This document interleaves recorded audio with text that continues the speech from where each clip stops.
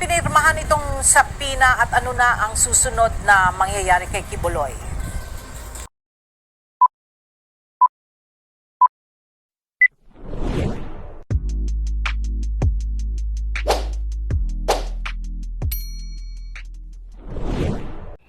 Hello guys, welcome back sa aking YouTube channel. Para sa mga first time lang po na manood, please click mo na yan, Jeremy's TV Manila. Anyway guys, wala nang vital, libre lang.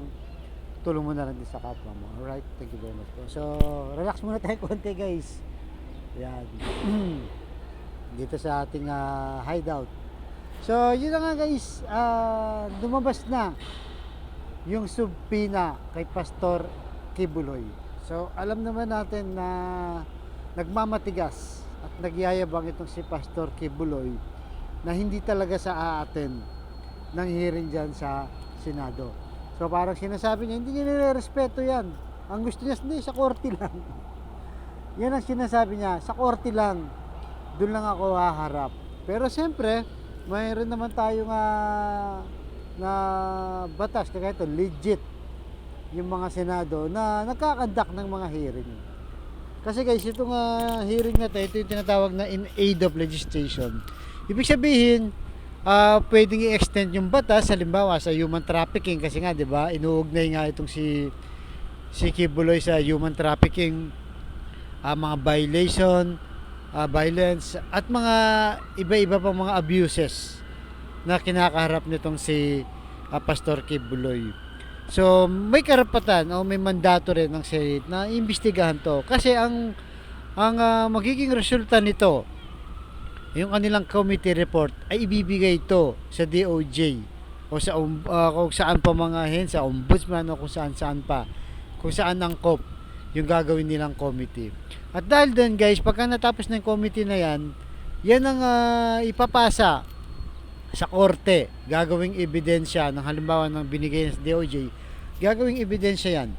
At para malaman, 'di ba, kung malakas nga ang kaso o hindi.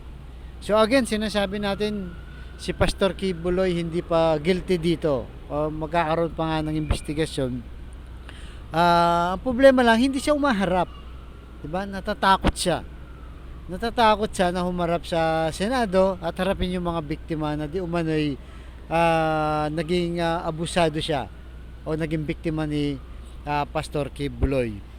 So dahil dyan guys, yun na nga, nilabas na yung subpina na kung saan alam natin itong si Subiri naging usap-usapin na bakit hindi niya kagad pinirmahan, at napabalita pa na nakatakas na ng bansa at nagpunta ng China. Pero hindi pala guys, kinonfirm na yan ng Bureau of Immigration. So narito guys, panoorin muna natin yung balita bago natin tuloy ang ating reaction. Alright? Pasok UNTV. Arlene, kailan pinirmahan itong sapina at ano na ang susunod na mangyayari kay Kibuloy?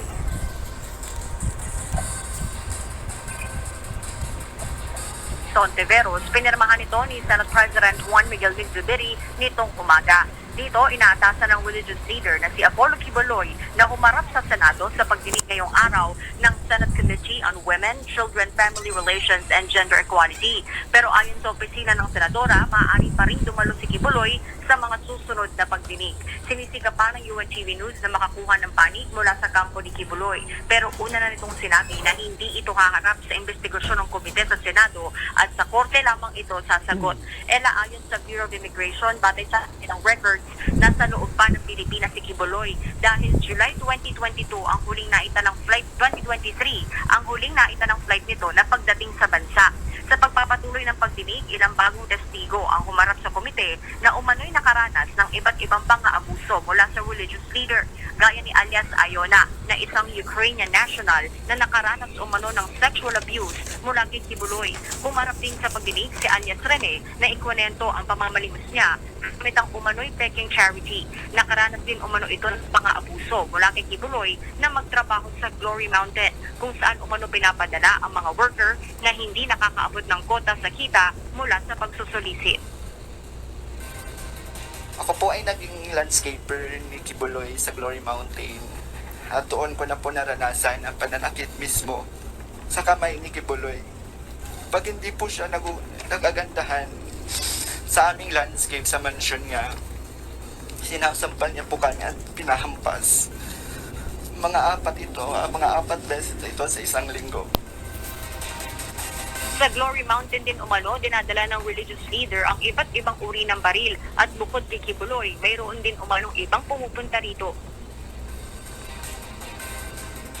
Minsan po pumupunta din po doon si former President Rodrigo Duterte at former Mayor, Davao Mayor Sara Duterte. At pag umaalis na po sila doon sa Glory Mountain, dala na po nila yung mga bag. Na siya pong bag na nilalagyan po ng mga baril. Bukod dito, sinabi rin ni alias Rene na wala umano silang sweldo at tamang benepisyo ng magtrabaho sa media network na SMNI. Nasa ngayon, nagpapatuloy pa yung pagdinig ng Senate Committee on Women, Children, Family Relations and Gender Equality tungkol sa mga aligasyon laban kay Kibuloy. At yun mo ng update, balik sa'yo, Ella. Maraming salamat. So yun guys, napanood nyo, di ba?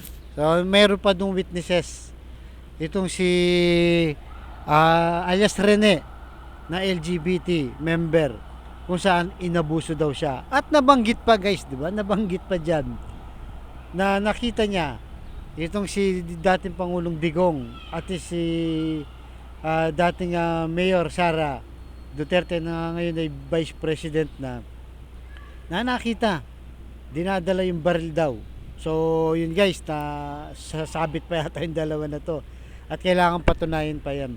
So yun guys, kasi nga dahil nalalantad lalo itong si Kibuloy, kaya nga ayaw niya itong Senate hearing na to kasi marami pang lalabas dyan.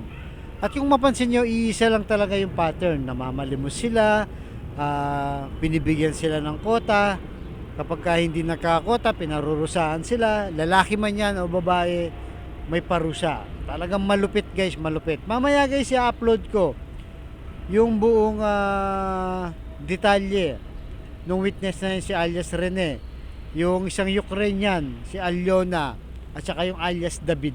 Tatlo yan guys. Diretso upload ko yan mamaya kada paliwanag nila o salaysay, kwento kung paano ang nangyari sa kanila. So dumadami guys, dumadami. Kaya nga kung talagang si Pastor Kibuloy, dapat harapin niya ang mga to, di ba?